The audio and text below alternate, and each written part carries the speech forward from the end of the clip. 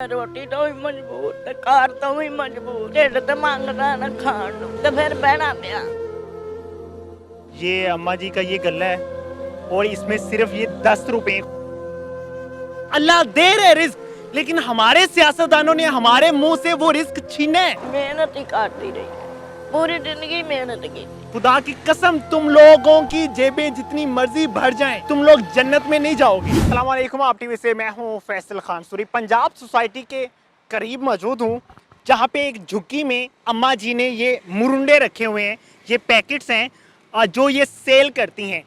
मैंने जब इनसे सवाल किया कि अम्मा जी आपके बच्चे नहीं हैं, बेटे नहीं हैं, तो अम्मा जी का कहना था कि बेटे छोड़ के चले गए हैं अपनी बीवियों के पीछे लग के, और मैं और आपके चाचा जी बीमार हैं और वो ये दोनों इकट्ठे रहती हैं। इनकी बेटियां भी हैं।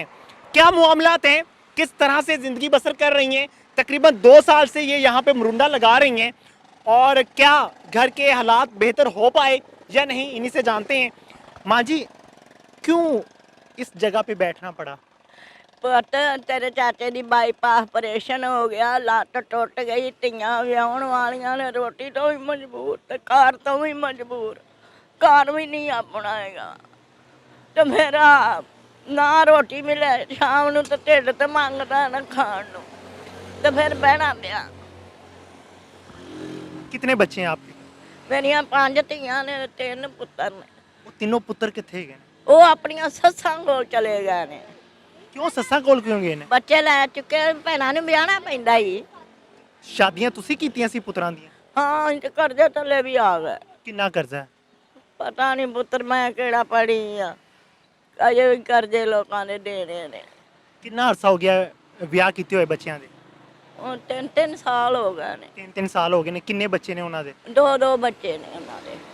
ਤੇ ਫਿਰ ਕੋਈ ਕੋਠੀਆਂ 'ਚ ਜਾ ਲੱਗਾ, ਕੋਈ ਕਿਤੇ ਜਾ ਲੱਗਾ, ਆਪਣੀ ਰੋਟੀ ਕਮਾਉਂਦੇ ਖਾਂਦੇ ਨੇ, ਸਾਡਾ ਕੀ ਲੈਂਦੇ ਨੇ। ਅਸੀਂ ਆਖਿਆ ਠੀਕ ਹੈ ਪੁੱਤਰ, ਅਸੀਂ ਸਾਡੀ ਜੋ ਹੋਵੇਗੀ ਅਸੀਂ ਆਪਣਾ ਨਜਿੱਠਾਂਗੇ, ਜੋ ਮੇਰੇ ਮਾਲਕ ਨੇ ਲਿਖਿਆ ਉਹ ਸਾਨੂੰ ਮਿਲੇਗਾ। ਤੁਸੀਂ ਇੱਕ ਮੁਰੁੰਡਾ ਕਿੰਨੇ ਦਾ ਵੇਚਦੇ ਹੋ? ਇੱਕ 5 ਦਾ ਵੀ ਆ 10 ਦਾ ਹੈ ਪੁੱਤਰ, ਆ 5 ਦਾ ਇੱਕ। ਤੇ ਇਹਦੇ ਨਾਲ ਕੁਝ ਬਣ ਜਾਂਦਾ ਹੈ? ਉਹ ਮੇਰਾ ਮਾਲਕ ਕੋਈ ਭੈਣ ਭਰਾ ਕੋਈ ਹੱਥ ਪੱਲਾ ਮਾਰ ਜਾਂਦਾ ਹੈ, ਕੋਈ ਇਹ ਵੇਖ ਜਾਂਦਾ ਹੈ। ਸ਼ੁਕਰ ਹੈ ਮੇਰੇ ਮਾਲਕ ਦਾ, ਅੱਲਾ ਰੋਟੀ ਦੇते ਜਾਂਦਾ। ये अम्मा जी का ये गल्ला है और इसमें सिर्फ ये 10 रुपए। खुदा की कसम, मैं झूठ नहीं बोल रहा, आपके सामने मैंने ये गल्ला खुलवाया है और उसमें सिर्फ ये 10 रुपए हैं, ये बाकी खाली है। खाली है गल्ला। अंदाज़ा कीजिए हमारी रियासत का, कि ये वो रियासत है जो हमें सुनाती है कि पाकिस्तान में कोई गरीब नहीं है, कोई मर नहीं रहा, सब अच्छा खा रहे हैं, अच्छा पी रहे हैं, अच्छा पहन रहे हैं। लेकिन बदकिस्मती से हम उन एरियाज में जाना पसंद नहीं करते जहाँ पे गरीब लोग तरस रहे होते हैं एक रोटी के लिए, जहाँ पे गरीब आवाम तरस रही होती है कि हमें पंखे की हवा मिल जाए, जहाँ पे गरीब आवाम तरस रही होती है कि हमें छत मिल जाए, जहाँ पे गरीब आवाम इसलिए रो रही होती है कि हमारे बच्चों की शादियाँ हो जाएं किसी तरह से, जहाँ पे गरीब आवाम आटे की लाइन में लग के आटा खरीदती है। लेकिन हमारे सियासतदानों को, हमारी रियासत को ये दिखाई नहीं देता कि हमारी गरीब आवाम किस वक्त से गुजर रही है। माँ जी, तियां दा ब्याह क्यों नहीं किया हाले तक? ਪੁੱਤ ਪੱਲੇ ਨਹੀਂ, ਪੈਸੇ ਨਹੀਂ ਹੈਗੇ। ਪੈਸੇ ਅੱਜ ਹੀ ਹੁਣ, ਅੱਜ ਹੀ ਜਾਇਦਾਦ ਬਣ ਜਾਏ, ਅੱਜ ਹੀ ਵਿਆਹੀਆਂ ਜਾਣ। किन्नी उम्रां ने तियां दियां? ਕਿਸੇ ਦੀ 25 ਸਾਲ ਸੀ ਤੇ ਹੁਣ 2 ਵਿਆਹਤੀਆਂ ਨੇ ਤੇ 2 ਰਹਿ ਗਈਆਂ ਨੇ। ਇੱਕ ਦੀ 25 ਸਾਲ ਹੈ, ਇੱਕ ਦੀ 30 ਸਾਲ 30-40 ਸਾਲ ਹੈ।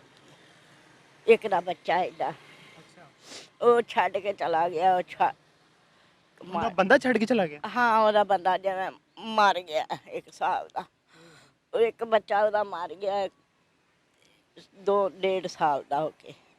ਇੱਕ ਬੱਚਾ ਹੈਗਾ ਤੇ ਪੁੱਤਰ ਦਿਲ ਨਹੀਂ ਦਿਖਾਇਆ ਕਿਸੇ ਦਾ, ਉਹਨੂੰ ਇੰਝ ਰੱਖਿਆ ਪੁੱਤਰਾਂ ਤਰ੍ਹਾਂ ਕਿ ਇਹਨੂੰ ਯਾਦ ਨਾ ਆਵੇ ਘਰ ਦੀ।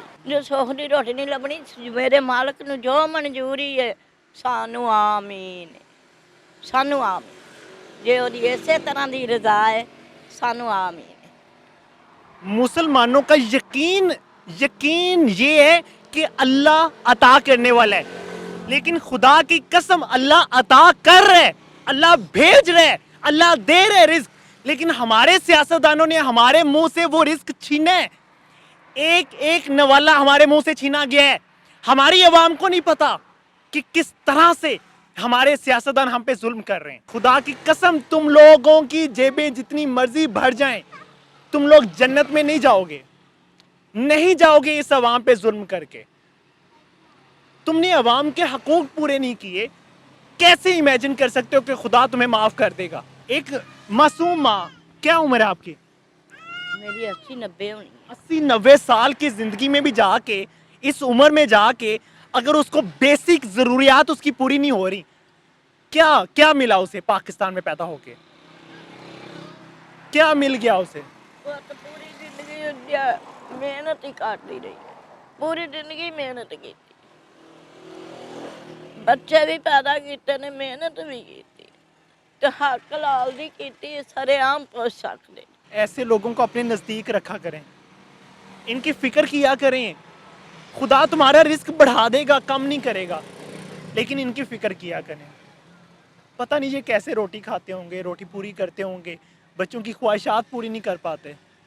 माँ जी कुछ कहना चाहेंगी? पुत मैं की कहना, मैनू सबर ही है मेरे को, सबर शुक्र है अल्लाह दे। ਤੁਹਾਡੇ ਰਿਸ਼ਤੇਦਾਰ ਹੈਗੇ ਨੇ, ਉਹਨਾਂ ਨੇ ਕਦੇ ਪੁੱਛਿਆ? बहुत रिश्तेदार ते आंदे ने, अगले टोए च मार कुड़ी आ तू जीना लगा फिरना। कौन पुछदा इस दौर दे विच? उन्हें हां जी दी ओदी धी, जिहदी भैन ओदी भैन, जिहदी मां दूसरे दी की लगदी है। ते पुत्तर अल्लाह ते अल्लाह दा रसूल तो वध के कोई चीज ही नहीं है। मेरा ओही रिश्तेदार, ओही मेरा भरा, ओह मेरी भैन, ओही मेरा वीर, ओह मेरा प्यो, जो मेरा अगे ले जाने वाला भी हो। मैनू और कोई जरूरत अल्लाह मेरे पढ़दे कटदा, अल्लाह मेरे सोहणिया ने इज्जत रखियां, अल्लाह मेरे ने सोहणिया मेरे पढ़दे रखे ने। मैनू अज तक किसी ने फिटे मुँह नहीं, मैं गलती की नहीं, मैनू फिटे मुँह कौन करेगा? तो मेरा सोहना मेरे पढ़दे रखने वाला पता। ਮੈਂ ਤੁਹਾਡਾ ਗੱਲਾ ਵੇਖਿਆ ਹੈ, 10 ਰੁਪਏ ਹੈਗੇ ਨੇ, ਇਹਦੇ ਨਾਲ ਕਿਸ ਤਰ੍ਹਾਂ ਗੁਜ਼ਾਰਾ? देगा देगा ना देगा, चुप करके जाके दे, वंडी दी चीज खा के ले के सो जाएंगे। ਇਹੋ ਕੁਛ ਹੀ ਹੋ ਸਕਦਾ। मेरे मालक ने पता नहीं कितने कितने लिखा है, जिते जिते लिखा आपे दे देगा। जिथे जिथे लिखा है आप ही दे देगा। इन अल्फाजों की कदर कीजिएगा। इजाज़त चाहूँगा, लेकिन मैं आपको एरिया बता देता हूँ। पंजाब सोसाइटी की जो दीवार है उसके बिल्कुल ऑपोजिट जो सड़क के ऊपर बैठी हुई हैं अम्मा जी, यहाँ से गुजरें तो इनकी ज़रूर मदद करके जाइएगा। इजाज़त चाहूँगा। अल्लाह ने